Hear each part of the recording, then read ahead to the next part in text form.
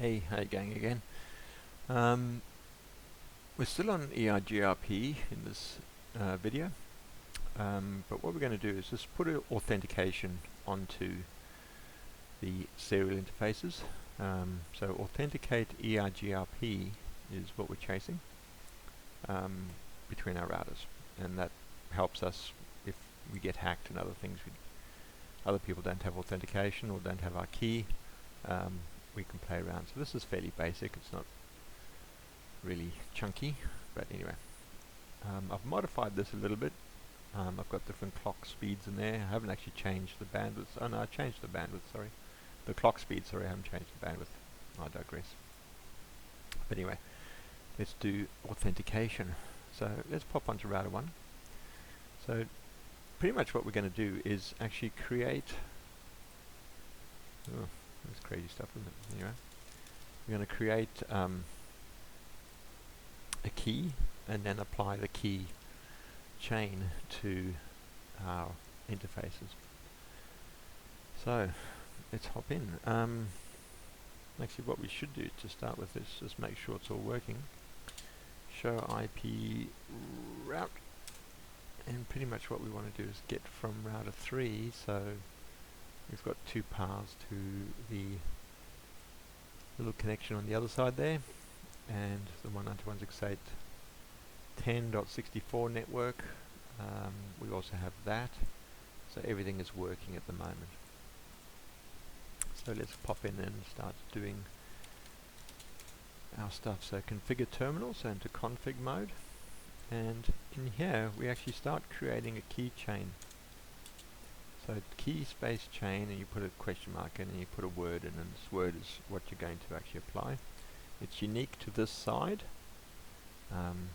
So Bob key will be my word, and I go into the key chain there. So once we're in there, we just need to configure a key. There will be more commands normally in a normal router, but in our case, packet tracer, it's going to be quite small. So we need to have an identifier. You can have multiple keys. Head into there, and you can see that our prompt has changed: config keychain key, and now it's actually the key string. Key dash string, and now we actually add the string. So this is going to be unencrypted, and it's going to be our kind of password. So Cisco 123 sounds clean and simple, and that's what we're going to put at both sides. So this is the important bit. That unencrypted password there, Cisco 123, has to be the same at both sides. The key chain, Bob key, does not have to be the same at both sides. Okay, let's exit that. Ooh, should exit again. And we'll go into the interface that we want to actually set up. So our interface serial 000, and we're going to go IP authentication. We're going to say it's a key chain for EIGRP. Now it's this autonomous system number that we're playing as well. So the authentication for EIGRP autonomous system number 50, and here we put the name of the key chain, and Bob dash key. Most of the time it's case sensitive, so just watch that. So because we've set up authentication on this serial link from router 1 to router 3, on this side router 3 doesn't, so we've actually lost our adjacency, or we should have. Keychain change, it says it's a new adjacency. It should be wrong. It should have failed. Show IP route.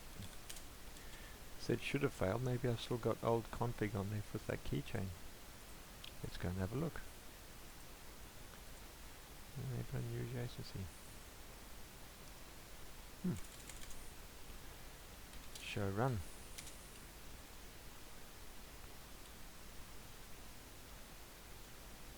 Nope, there's nothing in there. There's our serial. There's no interface running there. There's no keychain, so it should have actually failed, so I'm not too sure why it's up. Anyway, let's plow and go through the process anyway. So config, so keychain, this side I'm going to call it Bob key 1, so it's a different name, and the key can also be a 1 there, and our key string Cisco 123. So again the same commands. So keychain, put the name in, put a key value 1, then put your key string in. You have to have at least the string and the key. There's a couple of other things on real routers that you can play with about how often they should update and those sorts of things, but at the moment we're not going to worry about those. Those are the only two things we need to have in here, that one and that one. Let's not forget Bob key 1 up there. Okay, so the interface that we're playing with across here is the serial again, so interface serial 000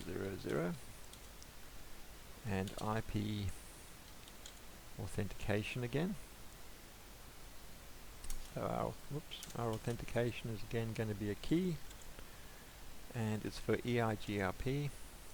The autonomous system is 50, and our word goes in there. So Bob key 1. So even though it's popped up and said we've got a new adjacency, we did change stuff, and we have put in the correct information now. So I'm not too sure why the adjacency was there before, because as soon as you put authentication on, it should drop like a stone. So if we show our running config, let's have a look through and see what we've got in here. So there's our keychains.